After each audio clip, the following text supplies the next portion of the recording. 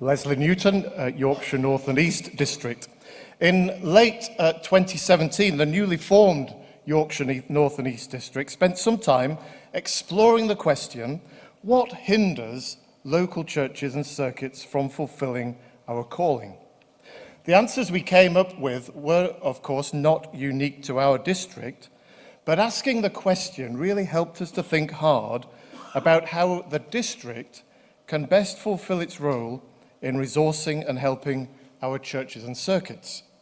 Firstly, we recognise the desire to renew our culture, noting how easy it is to say that and how hard it is to do that.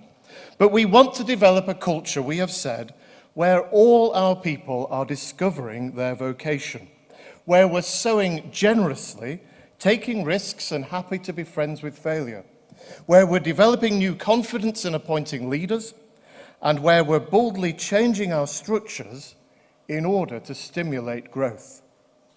Out of that, 4 district priorities emerged.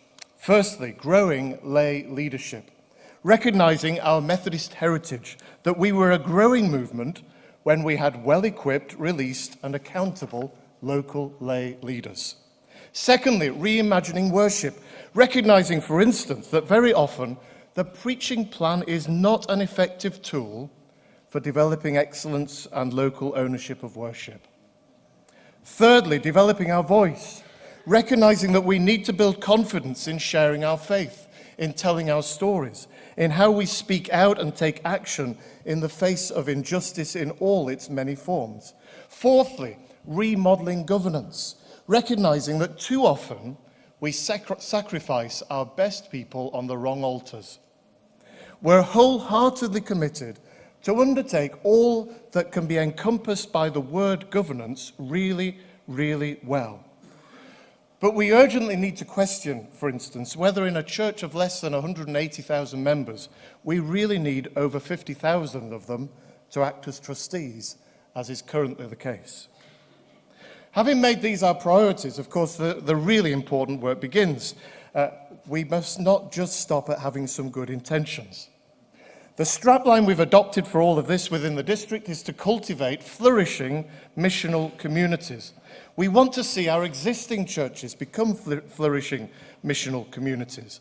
But we recognize that there are so many people in so many places who are currently way, way beyond the reach of our existing churches.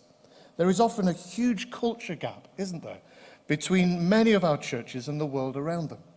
Therefore, with enthusiasm for the emerging Connexional evangelism and growth strategy, the district has recognized that part of the way in which we can fulfill our priorities is by identifying, equipping, releasing, and supporting lay pioneers to develop new work, with the hope of creating new flourishing missional communities in risky ways and varied places that we have not yet begun to imagine. Out of this has come our vision for a District Pioneer Nursery. Think plants, not infants. Think gardening. Thank you, Jill. A way in which we can not only reach people who don't yet necessarily see themselves as pioneers and certainly wouldn't know how to begin to offer pioneering ministry, to reach them, to encourage them, to help them discern, to be equipped and trained and to be mentored, and then absolutely crucially, to be helped to grow pioneering projects in various places around the district. A vital part of that, of course, is to recognize that beginning something new, that's the relatively easy bit. But rooting it, cultivating it, nurturing it, protecting it, enabling it to develop into something healthy and growing and mature for the long term, that can be the really demanding and fragile work. We need to recognize that even well-intentioned circuits can sometimes not be the best environment in those early days, when questions and challenges about assessment and distribution of resources, and even sometimes that edgy reality of church envy can act as pretty effective killers. So the District Pioneer Nursery is to be a way of incubating, protecting, and nurturing both pioneers and their pioneer projects through those early fragile months and years. And we in the district are enormously grateful to the Connection for the Our Calling grant, which has enabled us to place a gifted presbyter and a natural pioneer together as leaders of our Pioneer Nursery. They're establishing what they're calling their potting shed. And we're excited to see pioneers emerge and pioneering initiatives growing over the coming few years. I talk of us establishing 50 in 5 years. That may be overambitious, but I think we need to set that sort of aspiration as part of how we change our culture.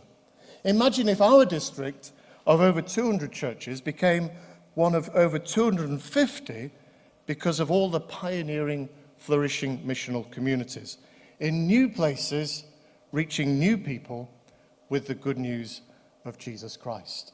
I'm grateful for the support. Thank you.